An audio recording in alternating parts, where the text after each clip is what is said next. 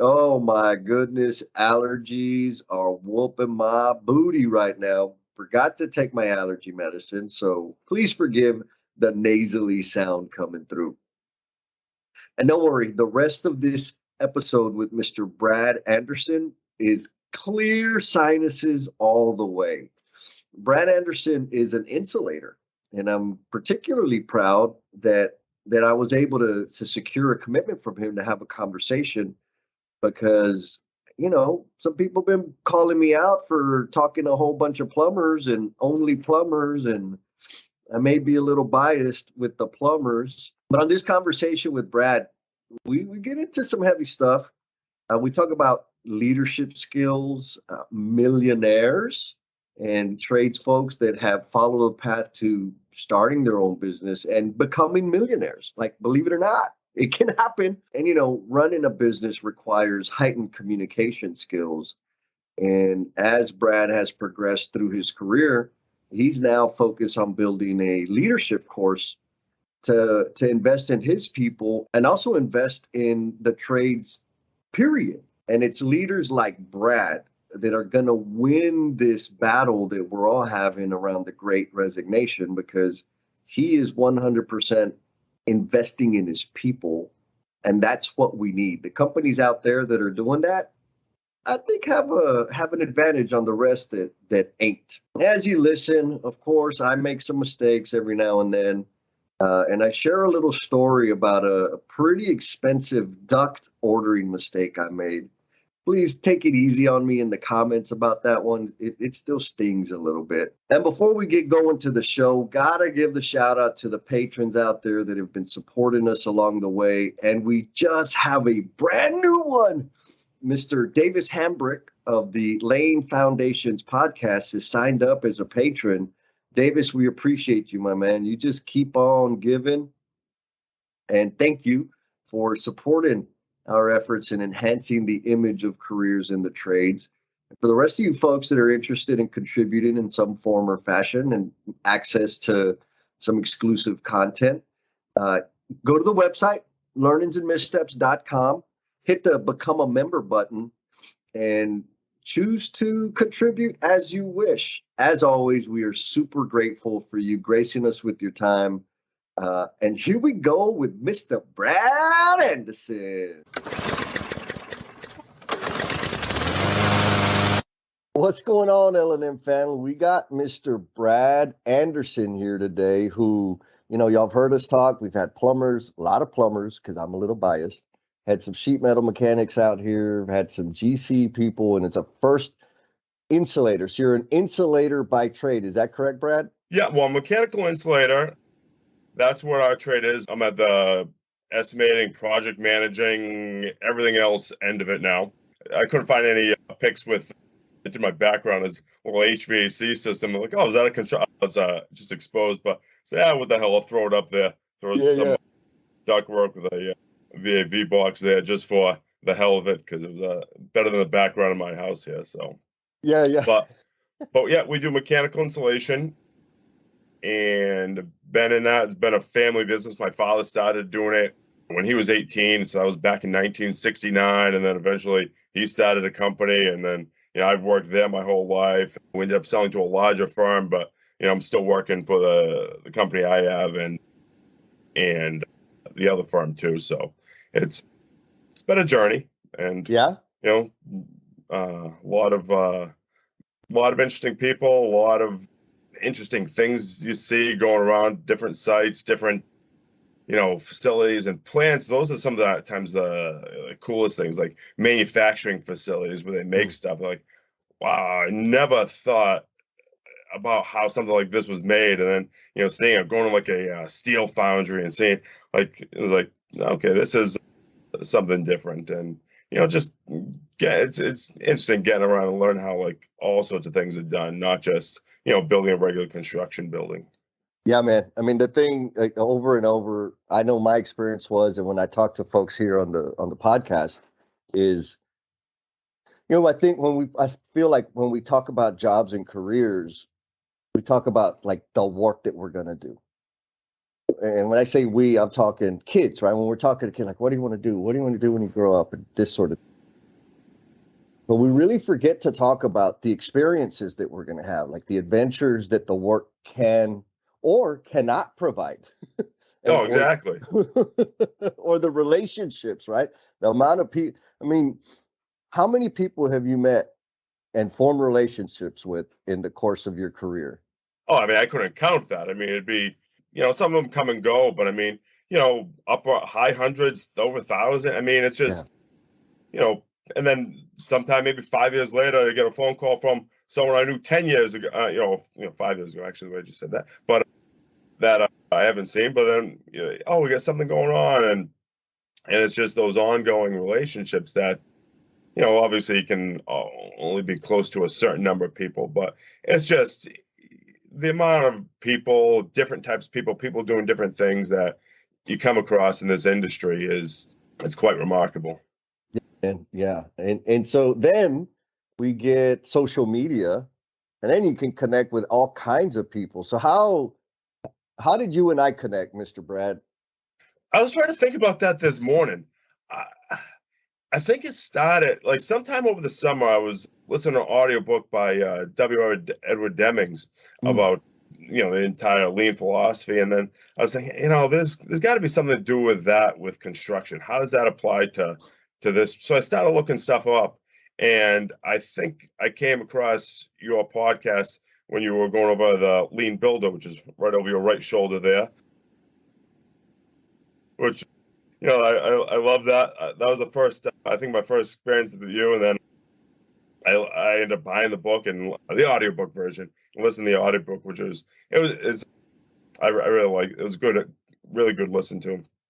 And then we're starting to go over an idea to get some sort of leadership development thing going in my company, and so geez, I want to kind of work with some of the lean things.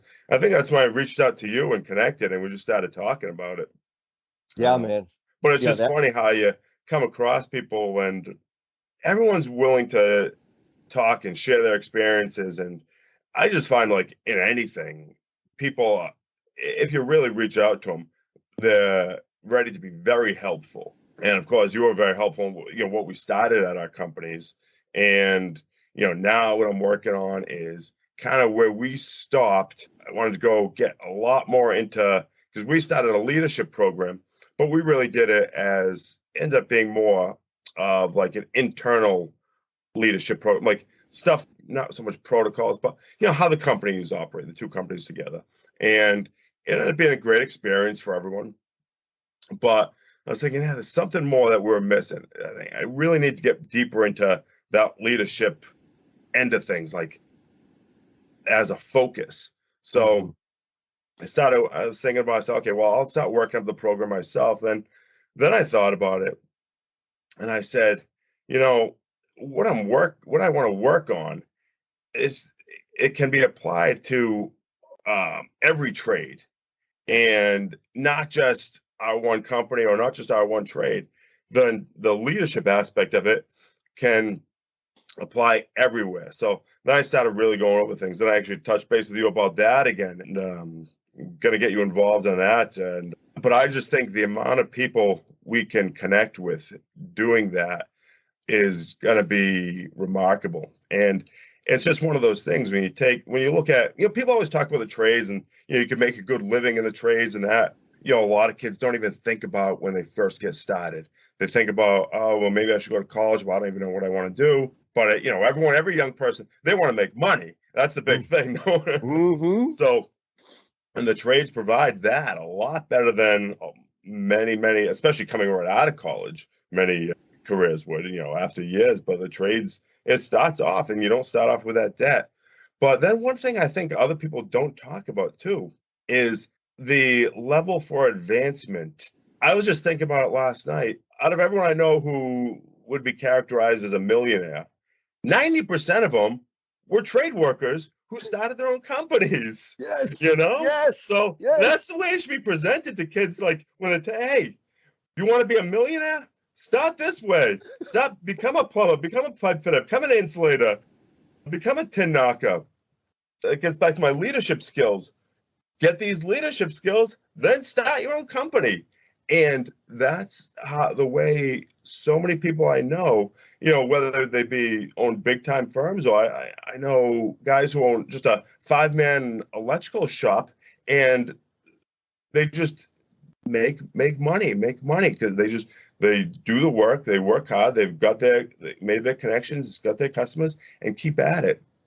And I think that's the end of it. Sometimes I think people forget to tell the kids that it's not just like you have to be a plumber or an electrician working in the field your whole life, which you can, which is great. I mean, Oh yeah. hey, everyone I know who's retiring, who's worked 30 or 40 years in the trades, they're retiring with plenty of nest egg to go. So that's that's a great way to do it too. And some people like to work with their hands all the time, but there's just so many avenues you can go. And that's what I was thinking, by getting people a lot more leadership experience, not just by hoping it happens, is going to be huge for people. And then it just goes back. I think when we were texting yesterday, I was talking with one of my customers from the installation and just going over it because I want to get him involved in doing the beta test end of this. And he was just blown away. He's like, I got a couple guys, and one specifically, he's a great journeyman, but he doesn't know how he can make the jump to foreman. He said, this is going to be great for him.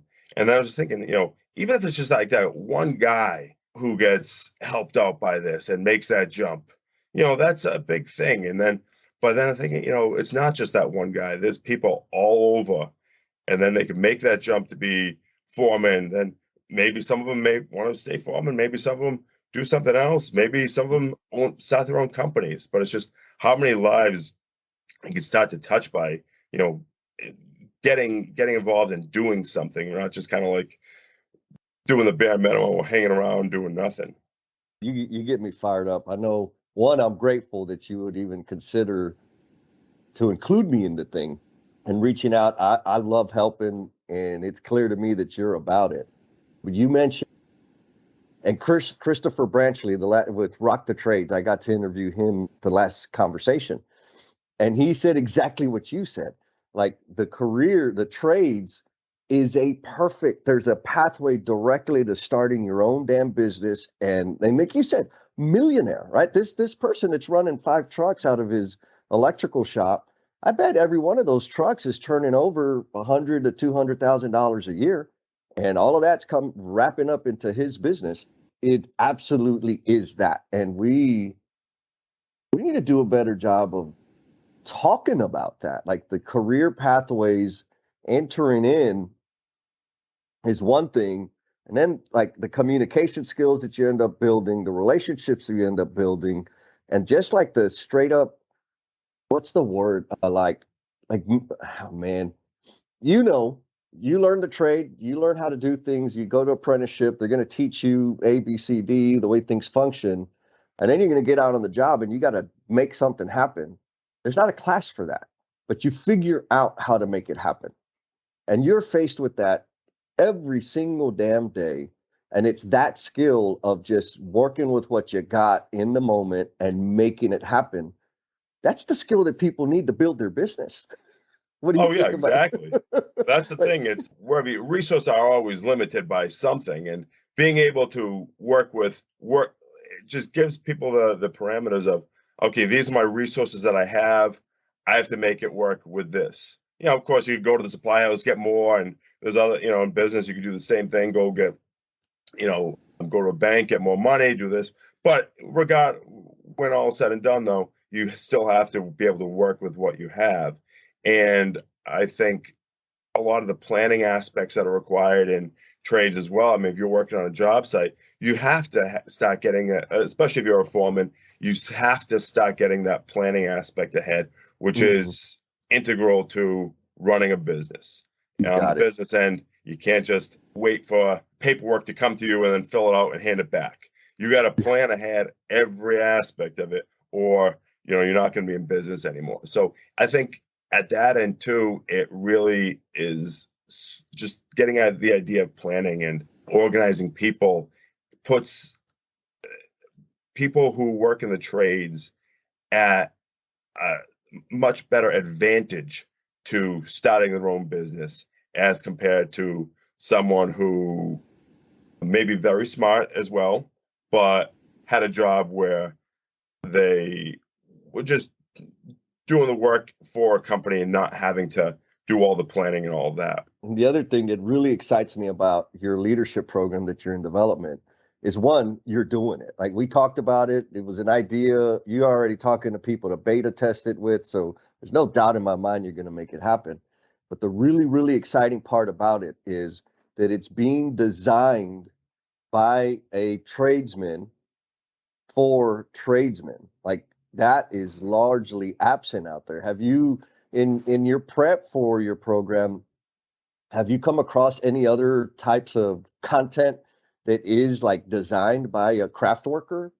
No, I don't think anything I've come across is designed at that end. And even Mm. for at the subcontractor business end of things too. I mean, that's just something that's often overlooked. And actually, I was just jump back when I was listening to the Lean Builder, and he actually talked about an insulator having to come and insulate the ductwork. As a wow, usually whenever any other like construction trade material, they completely skip over the fact that there's an insulator involved in the plumbing systems or HVAC systems. It's like they put the pipes in and the walls are going up. Like, wait, they're missing me here. Yep. And it's so it's just that end of things. And then so much, reading stuff about construction, it's generally geared towards everything out there is geared towards the general contractor end, whether you're reading it, looking for information. So finding just anything that's geared towards subcontracting companies and personnel and field workers and everything, it's just slim to none. And that's another thing. It's just by doing this, if it gets more people in our end of the industry thinking, oh, I have this experience here too. I can, because there's, I don't know how many subcontractor firms, in construction trades there across the country, but there's probably more than there are GCs. Oh yeah, way more, way more. It's just there's so many people that the market for anything you do or the people that can benefit and learn and be impacted by it is just enormous. It is, man. It is. I was talking to my friends Jennifer Lacey and Adam Hoots, who we have a regular call twice a week to hold each other accountable and keep kind of brainstorming. And here this week, it felt like the theme of our conversations was about the type of people we surround ourselves with. And like you said, with social media, it's so easy to connect with people. And again, like you said, you reach out to somebody, people are willing to help you. Now, the other end of it is people, it's very easy for them to reach out. And so I was explaining, I was like, one of my filters is there are a lot of people that reach out and they'll message and, hey, let's connect. I think I can help. And for me, one really important attribute, and you have one of them, is that the individual wants to serve others. And when you and I started talking, it was clear you weren't trying to make $1 million. I mean, that may be the outcome, but you were trying to serve your people. You're trying to serve your organization. And then this idea of the leadership for trades, again, you and I were texting, you said, man, it could just make a difference for one person. And that's what it's all about, man. So I applaud you for having that spirit of wanting to serve others, because that's how we get there, right? We are better together. And I feel like now there's this momentum with people are recognizing the trades and recognizing technology or social media as an amazing platform to continue to reach out and expand people's careers and help them experience this amazing side of the trades that very few people know about. What do you think? Yeah, definitely. And just back to that, I mean, I was just thinking about how exciting, again, back to the, making $1 million.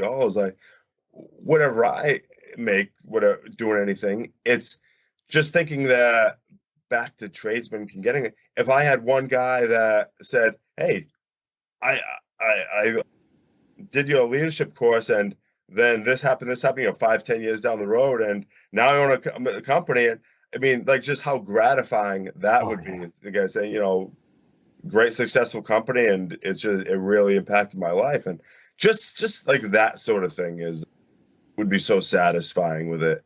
And again, it's just something about the trades that often goes overlooked. But even getting to what I'm doing now, I mean, a year ago, I would have been thinking like, yeah, I'm gonna be starting this training program, and I was just thinking, okay, we're doing insulation, but it just came through my experience, like where we were at the company before, where it was a great, successful company, but a lot of the people who we had left in the field, I mean, some of them, and we had a good mix of people, and we had a chunk of older guys who were getting their retirement, and they were our core crew. And I am sure this is a way with a lot of contracting firms.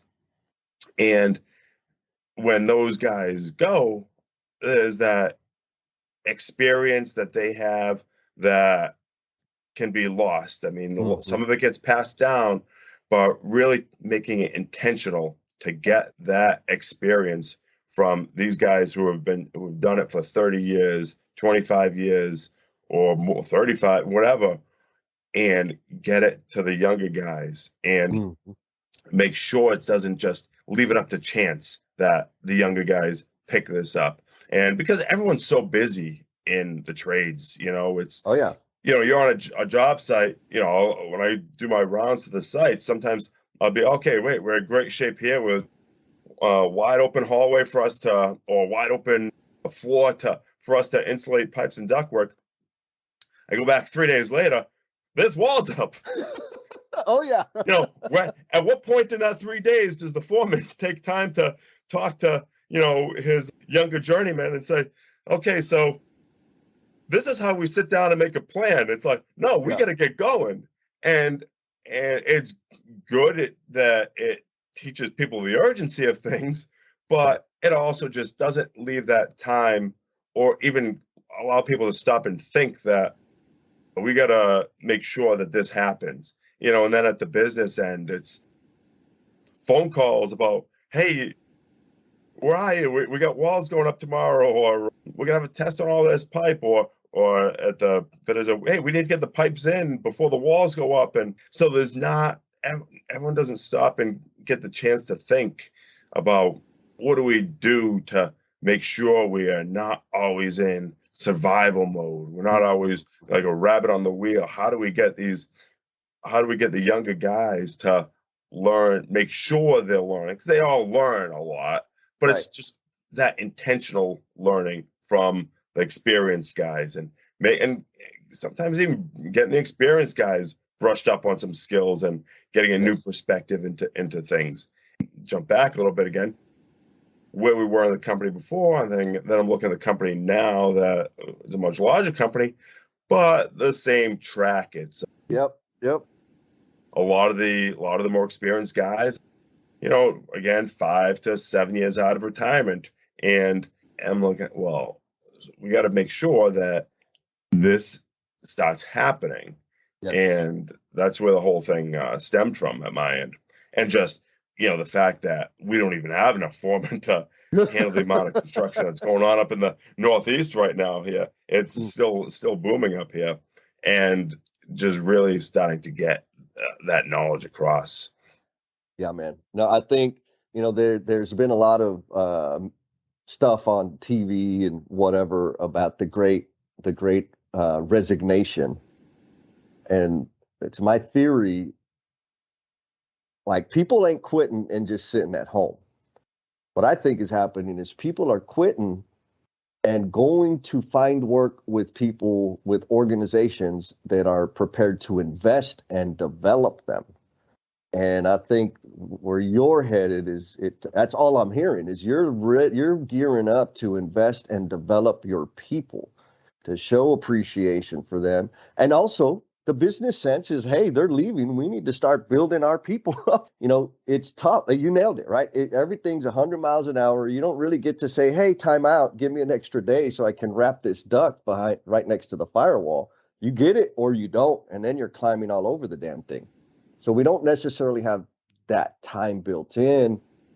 But organizations can be, to use your language, intentional and say, wait a minute, let's do something to help build new skill sets within our folks so that we can handle those situations when they happen, as opposed to like, well, that's just the way it is, because that ain't going to get us nowhere. No, exactly. And even coming up to those situations too, I hear experienced people say, well, that's the way it is, and it's just getting worse. And that kind of tied into what I was thinking about, going back to a lot of the lean principles and that we spoke about. And well, it doesn't need to be that way. There's no reason. Yes, it doesn't have There's no reason the ceiling has to go in when 2 months ahead of time, when pipes aren't up yet or insulation's not up yet. But again, it's just, I think at that end too, it's a lot of general contractors that, again, moving at 100 miles per hour, and they have the superintendents and their project managers and everyone who aren't as experienced and don't know how to organize people. And basically so their solution to trying to make things happen faster is, okay, let's just have things happen faster. Let's more people tell them we're going to be put the ceiling up, and all it does is ends up slowing everything down. Yeah. The pipe goes up, half as fast or slower, and then we're the same way at our end, and because then of course the next area is then falls behind more, and then well, we need more people here.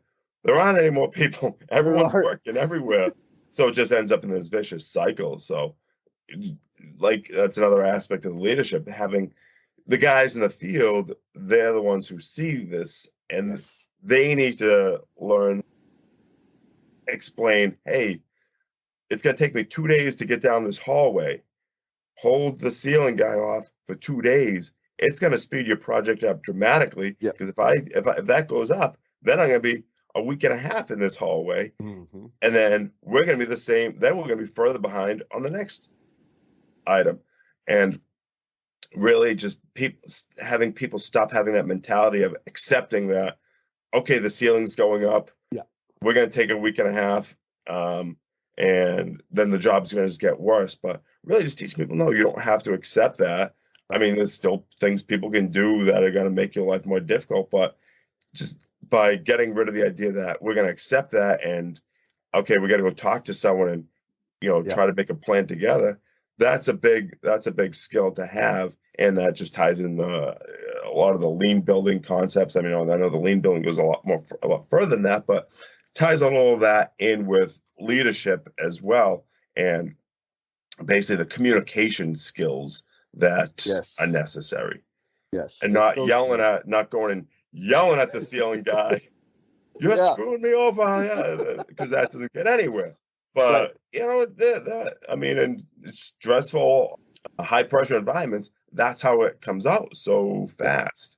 And just teaching people the communication skills, how to get that guy to listen and have a little empathy or understanding of your situation, and in a light that he can understand how it affects his situation too, not just sound like you're coming across as someone who's complaining or someone who's looking for a favor, but really just connecting like two human beings. That's it. And who aren't an opposing force, because let's face it, everyone who's doing the building, they're all on the same, they have the same goal to get this building built for whoever's going to end up occupying the school or the hospital, and providing, I mean, it should be, I look at it as the whole construction project should be working together to provide as much value to the end customer as possible. So whoever's going to be occupying or owning the building. And it doesn't always happen that way on job sites. There's so much so much conflict, and people will think, and we've been on sites where it does work that way, and it's great. And the ceiling guy or the carpenter or the they're not looking at the sub trades as the enemy. But then there's certain GCs we work for. As soon as a sub steps on the job site, somehow they're the enemy. It's like, we're working to help you complete your task so you can deliver a good final product to your customer, the people who are paying $100 million for something. It's when you start really thinking about it, and like what buildings can cost 100, 200 million. And if you're paying 200 million or 100 million or even $10 million or something, do you want it something that people were cutting corners on because they weren't coordinating with each other? And that's a big thing. It's no, you wouldn't want to say, you wouldn't want to think, well, all those pipes may not be insulated, or maybe they didn't get a test on the pipes that are in the risers because the wall needed to go up, or the GC wanted to put the wall up a little quicker. No, you'd think you're paying $10 million or $100 million something. You're getting a $10 million or $100 million product. Yes, sir. Yes. And I think people forget that sometimes. Yeah. I think you said it beautifully, right? We're all here to build the same building together. We're all one team, and we can do it together, or we can fight and scream and cuss all the way down to the damn finish line. And the reality is, like, the craft workers, once the trades get on site, they're the answer. They're the solution, but we too often, and it's getting better, but it's still out there, too often we're treated like we're the problem.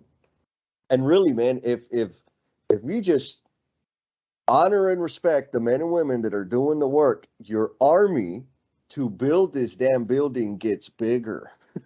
But if you want to put them against each other and have everybody fighting, your army it's a number of how many, when you're out on a project, I've seen general contractor teams of 2 to 3 people, and there's hundreds of craft workers. You can't take on all 100. And if we make friends, we can really make something happen together. Yeah, but when they get in the situation where they start pitting everyone against each other, then how does this help? And it doesn't. So I think at many ends it's getting better, but some ends I find it's getting worse, just because people, again, project managers and supers for GCs sometimes don't have the experience to know they don't want to do it maliciously, but they don't know how to stop that from happening. They just kind of let it go, and they don't have the experience saying, no, it doesn't have to be this way. We can do it a little bit better. And so it's kind of one of those things I just want to get across in this course that I'm producing, and just those communication skills that, hey, if it makes 10% of construction workers' jobs 10% easier, oh God, I mean, it's a miracle. Really think even if 1%, it made 1% of workers' jobs 5% easier. I mean, it's hard work everyone's doing out there. If you could just cut a little bit out from just by improving communication skills and getting rid of these things that everyone doesn't have to do because there wasn't good communication somewhere. That's just would just be huge, Yeah, 100%. So you insulator, you started your career early, leading crews. You're up on the other side of the business now, estimating, coordinating, planning, developing leadership programs. And this is all, again, I want to say this for the L&M family out there and for other folks that are listening, the path is wide open, and you're going to make it amazing. And anybody that comes into the trades has that opportunity exists for all of us to make these life changes that help impact the lives of other people. That's what it's all about. So you started your career. What else should the L&M family know about you, Brad? Well, I didn't start my career in the field. I started more warehousing and deliveries and that end of things. The real dirty end of things. Maybe jump back to what I wish I knew starting off, and is that you don't need to know everything or seem like you know everything, because it's one of those things. People think everyone else, or they'll think someone else knows everything. But then when you really start to like talk, they don't know any more about this than I do. So I shouldn't feel embarrassed about it. But I think everyone goes their whole life and they'll be afraid to say something. And I was like that a lot when I was younger, and not knowing something like, okay, maybe I'll learn it, figure it out tomorrow what he was talking about. But the guy who's telling you something, he may not know either. So you say, well, what is this we're doing? Oh, we got to figure it out. And it's like after I realized that so many times, and that sort of thing has happened where two people probably think the other knows what's going on or what something is, and they're both kind of afraid to say it, but really just getting that openness. And it, so just learning how to develop that in yourself. But as far as like what should people know about? I mean, I'm just continually trying to learn and develop myself and become better and more impactful. And it's just something that I think anyone can do. Continue challenging yourself, and that's what I like to do. I if I didn't have some sort of challenge, I think I would start climbing up the walls and going crazy because but it just makes life a little bit more meaningful when you find some sort of challenge and go through with it. I've had that lesson that you talked about. It's an amazing lesson, and it's so simple. Most people are just trying to figure it out, right? Like I think they know, right? At all levels of any organization, regardless of they have $1 billion of backlog or $10 million of backlog, they're just making the best decision they can with the information and the resources that they have at hand all the time. And I think, having the courage to tell another human being, like, bro, I don't really know either. Like, let's just figure this thing out. Like, that's when the magic starts happening. I mean, that's the way it's played out for me anyways. Yeah, really. And that's, I think, just the toughest thing. And, sometimes it can be a confidence thing, or sometimes some people can be an ego thing, but it's regardless, everyone's in that situation at some point, and usually at tons of points in their life where they'll be just completely confused by something. What is going on here? And, bringing it up, and by bringing it up, you may all of a sudden open the eyes of 10 people around you who were in the same boat. And like I was saying before, even the person who was first presented, he could be in the same boat too. Yeah, 100%, man. A lot of times the teacher or the facilitator is just 2 pages ahead of the class. Yeah. And I know, because I've had to facilitate classes, and I'm like, oh man, I hope they don't ask real heavy questions because I didn't read the whole book yet. Yeah. Oh man. So okay, good. The perfect segue into the big question.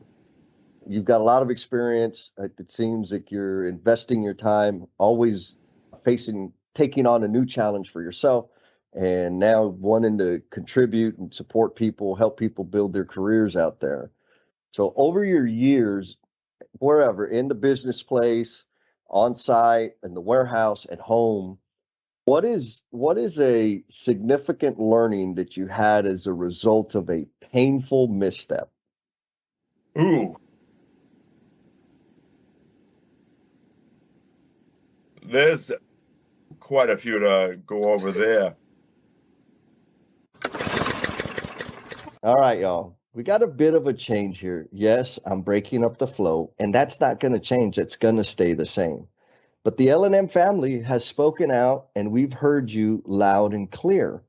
What we are doing is the backstage passes, these clips that you're not going to be able to listen to on this audio version, are now going to be available to everybody on our YouTube channel. So hit up our YouTube channel, subscribe, follow, like, hit all the buttons, and give yourself a little bit of a learnings and missteps marathon and catch up on all the outtakes. We want to hear your comments, and we want to know what you're learning from these things, because all of our guests have shared some pretty intimate missteps and have had some pretty profound learnings. And we hope that you can take that and apply that going forward, and even teach it to your people, the people you care about.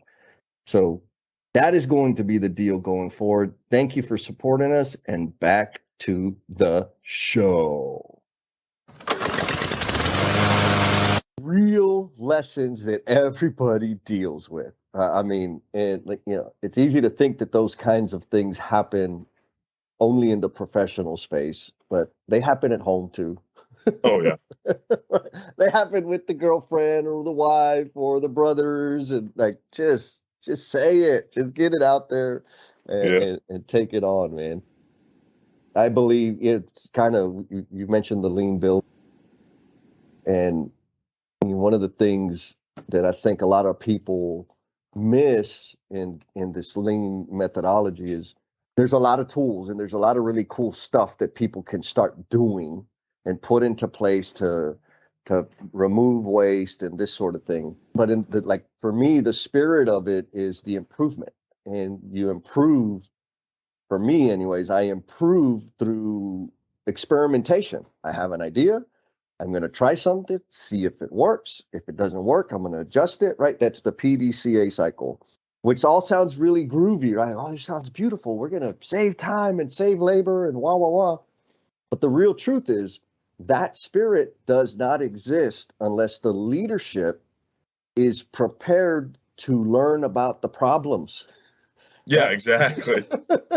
You got to create an environment or the conditions where your people have the confidence, or maybe not even confidence. You got to create the space so that they know they're not going to get their head bit off when they come and tell you there's a problem. And man, I'm going to tell you, when over the years of my career's grown, where I have more responsibility and more influence, early on, man, people would bring a problem to me. And I didn't even have to say, I was trying to mind my words and not cuss and scream and yell, because we got a really bad situation. But they saw it in my face. And when they could see me freaking out, guess what that told them? Don't tell Jesse about the problem, because he's going to freak out. So it took a lot of practice for me to okay, well, good. What are we thinking? How should we approach it? All right. Yep. Let me go get that stuff, or I'll bring that other person, and let's make that happen. And as soon as I jumped in my truck, man, I was screaming and cussing and yelling. Yeah.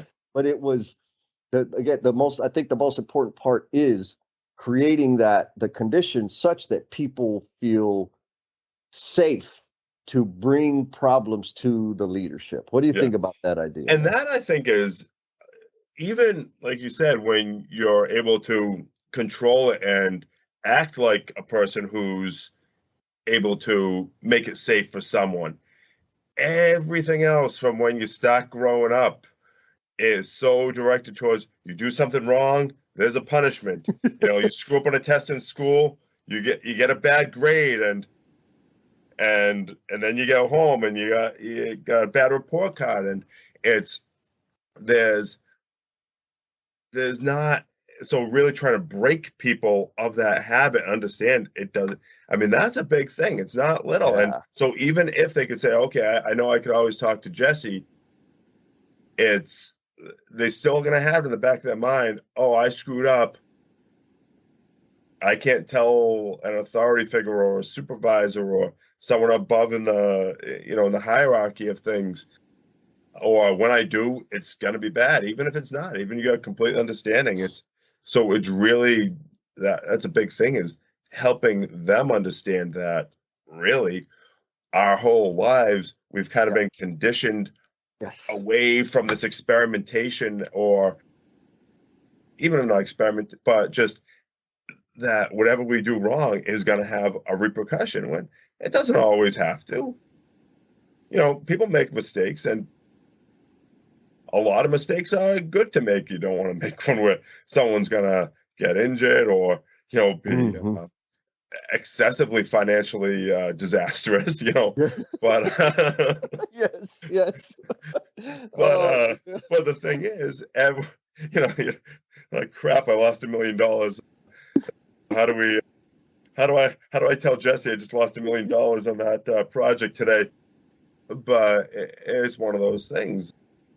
people in positions of, hierarchical leadership need to be able to really get people comfortable, more comfortable than they think they would have to, because of that experience everyone's had growing up in schools, at home, and this and that, and kind of breaking the old mold of the way we think about things. Yes. Oh man, I'm excited about this leadership program you're going to be putting together, because I'm pretty damn sure that's going to be an element in it, right? Like, how do we create the conditions to combat all of the conditioning that we've had about problems? One of the things I used to do when I was like helping develop a new foreman is they were really nervous about ordering material. Like, well, what if especially duct fabrication shop, that we would send our orders in, and usually that was handled by our VDC group, where they draw it up, coordinate it, and then they just pump it out. But every so often we'd have to do site orders, right? Just because of whatever, things didn't work out. And it's very easy to screw it up. And I'm like, look, I know it's hard, man. I know what you're feeling. Let me just tell you, I made the very first duct order I made. It was some transfer duct, some lined duct that was transferring from one room to the other.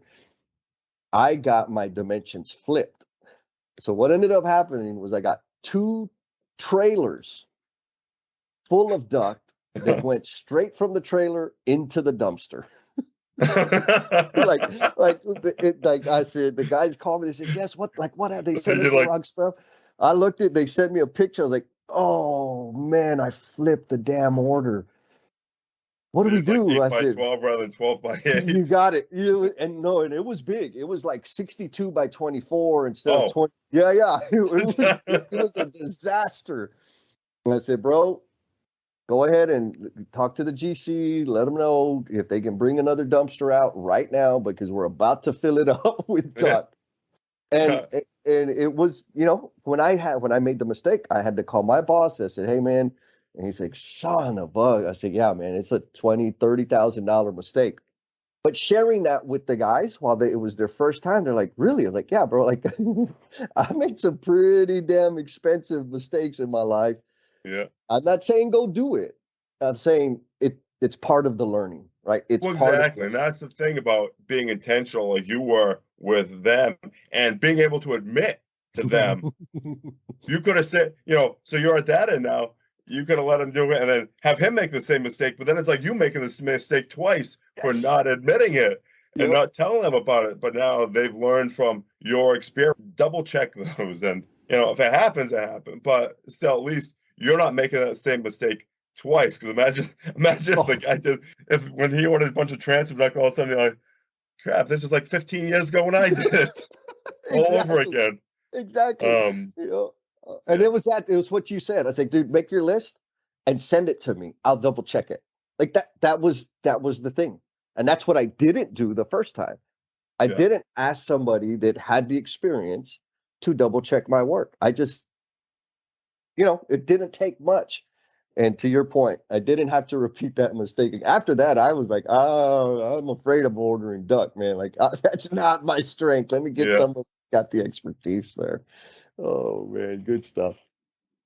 Okay, well, we're coming up to the end, and I love this. Is my favorite question to ask, and I think it's the least favorite question of everybody that we've had on the show so far. But here's the question: what footprint do you want to leave on this world?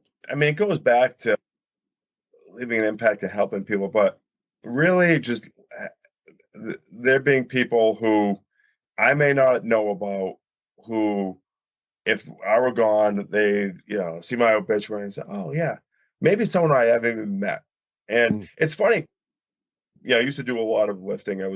Did competitive strongman for a while and powerlifting, and I did one bodybuilding competition a few years ago. And there were people who, I was huge at one point in time, and not like nationwide, but just like I think I seen pictures on Instagram, like, son of a gun, this dude's a beast. Yeah.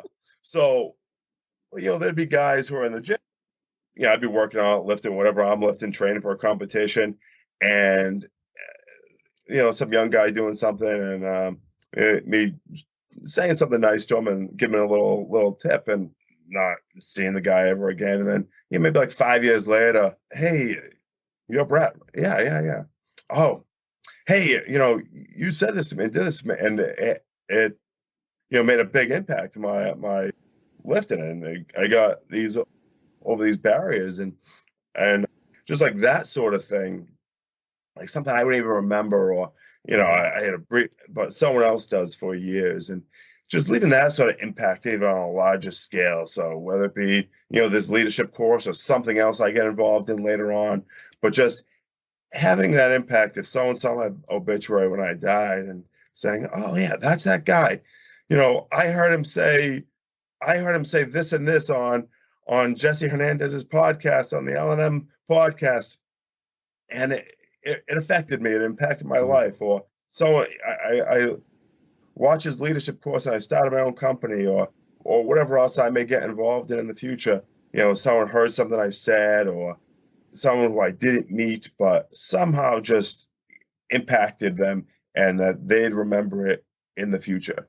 I think that's kind of like a really good sign of being able to impact to help someone that has no way of really ever coming back and doing something for me, but just it just happens, and not that I even know about it or anything, but that they know about it. I think that'd be the biggest the footprint I'd want to leave.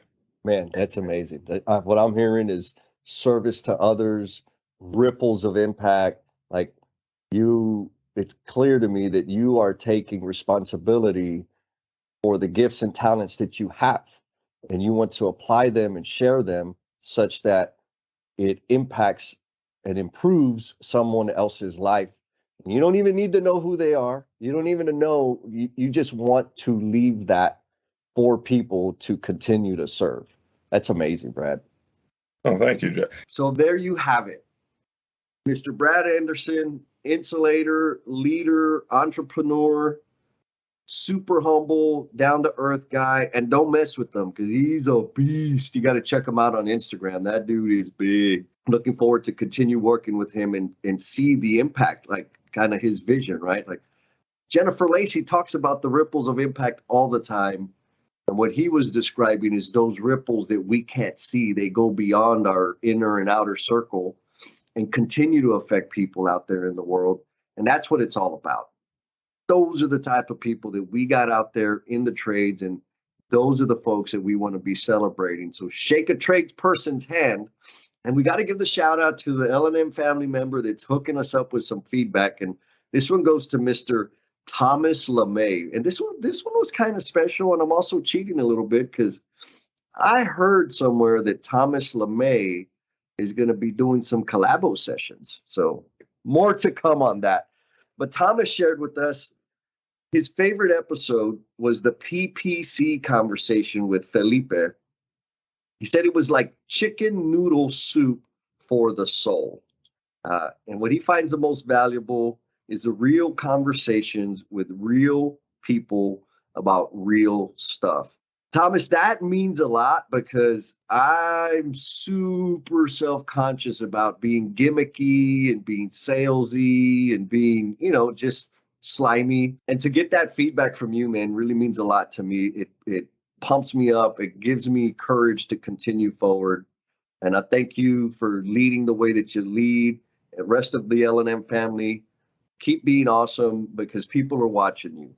And you're setting the example. You're treating people the way they need to be treated, the way they deserve to be treated. And that's what we're all about. Thank you again. And we've got another one coming in a couple of weeks. Peace. Man, you are one dedicated listener, sticking with us all the way through to the very, very end. Please know that this podcast dies without you. And we invite you to share how the episode's impacting you, along with your thoughts, questions, and suggestions. You've been gracious with your time, so we added social media links in the show notes to make it super easy for you to connect with us. Be kind to yourself, stay cool, and we'll talk at you next time.